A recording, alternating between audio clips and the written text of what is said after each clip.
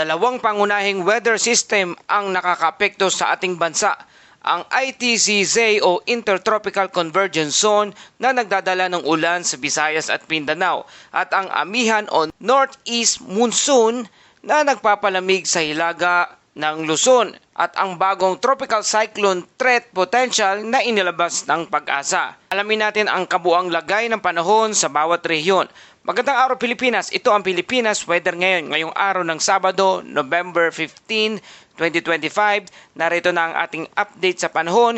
Kung bago ka lang sa ating channel, please like, share, and subscribe. Salamat sa iyong suporta. Mga kababayan, ang ITCZ o Intertropical Convergence Zone sa Visayas, Mindanao, Mimaropa, Bicol at Quezon ay makakaranas ng maulap na kalangitan at scatter na ulan o thunderstorm.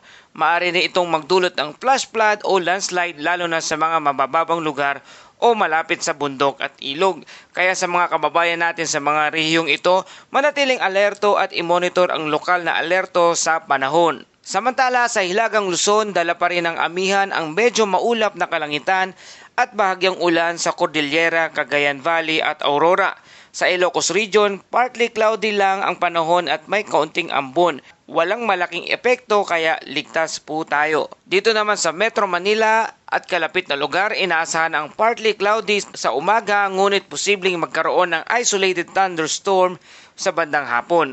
Ibig sabihin, pwede po ang biglaang malakas na ulan at hangin.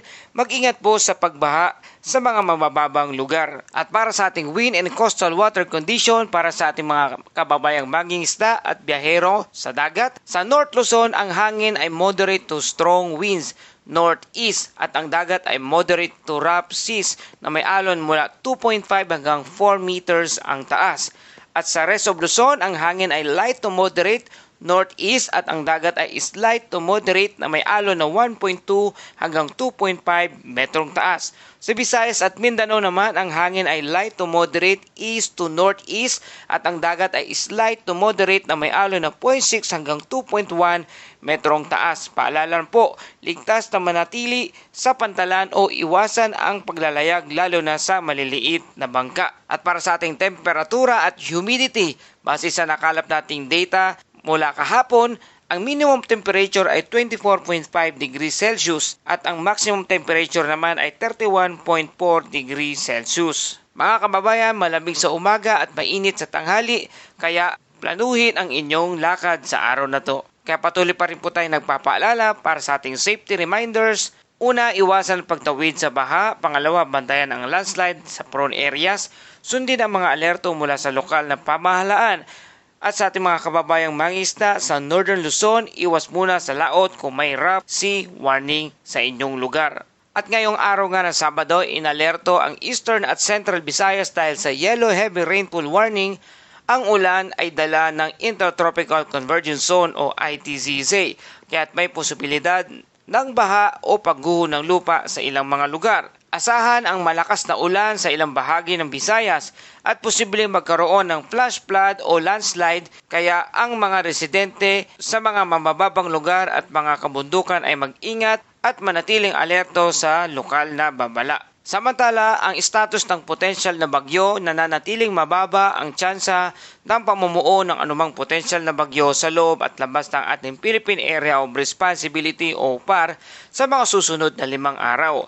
Walang kasalukuyang TC-like vortex or TCLB na binabantayan sa loob ng ating Pag-asa Monitoring Domain or PMD sa ngayon. Ang Intertropical Convergence Zone o ITCZ ay patuloy na nagdadala ng kalat-kalat na pag-ulan.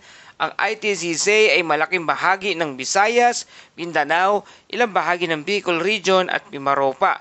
Ang mga lugar na apekto ng ITCZ ay maaaring makaranas ng biglaang pagbaha, pagguho ng lupa o yellow heavy rainfall warning ay itinaas sa Eastern Visayas at Central Visayas dahil sa epekto ng ITCZ o Intertropical Convergence Zone. At narito na ang forecast tropical cyclone threat potential na ibinigay ng Pag-asa. Sa week 1, November 14 to November 20, walang TCLV na binabantayan sa loob ng ating PMD or Pag-asa Monitoring Domain. Malabo ang pamumuo ng anumang bagyo sa loob ng week 1. Ngunit sa week 2, November 21 to 27, Ang forecast model ay nagpapahiwatig na isang TCLB-1 or Tropical Cyclone-like Vortex 1 ay maaring lumabas sa timog silangan seksyon ng Philippine Area of Responsibility. Posibleng tawirin nito ang ilang bahagi ng Mindanao, Visayas at Southern Luzon. Mababa rin ang tsansa na ito'y maging isang bagyo. At para sa ating paalala tungkol sa Tropical Cyclone Threat Potential, ay may mababang tsansa na pamumuo ng bagyo sa mga susunod na 2 linggo.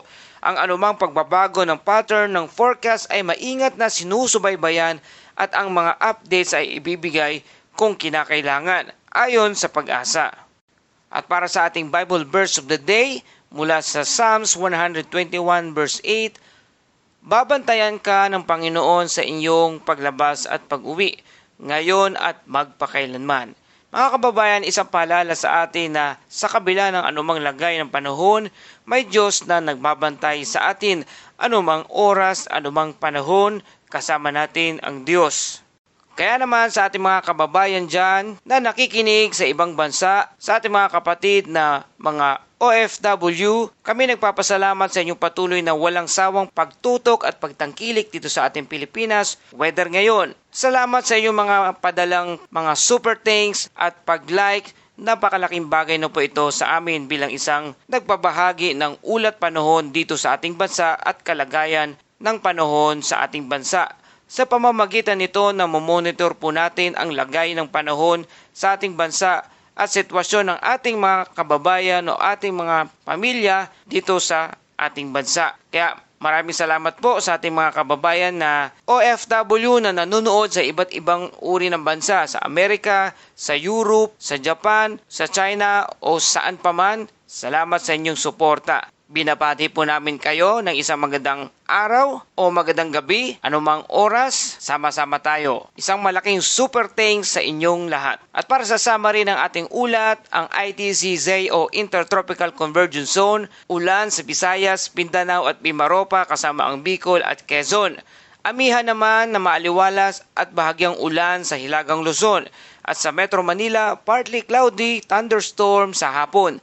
At sa lagay na ating dagat, rough sa Northern Luzon at slight to moderate sea sa iba bahagi ng lugar. At walang bagyo o low pressure area na namataan sa ating bansa sa mga darating na 5 araw. Malaya po tayo makagalaw, makakilos para sa ating mga iba't ibang outdoor activities or anumang plano sa ating pamilya. Salamat sa magandang panahon. Ito na naman ang pagkakataon na sama-sama tayong gumala, lumabas, puntahan ang mga nais na lugar habang maayos at maganda ang ating panahon.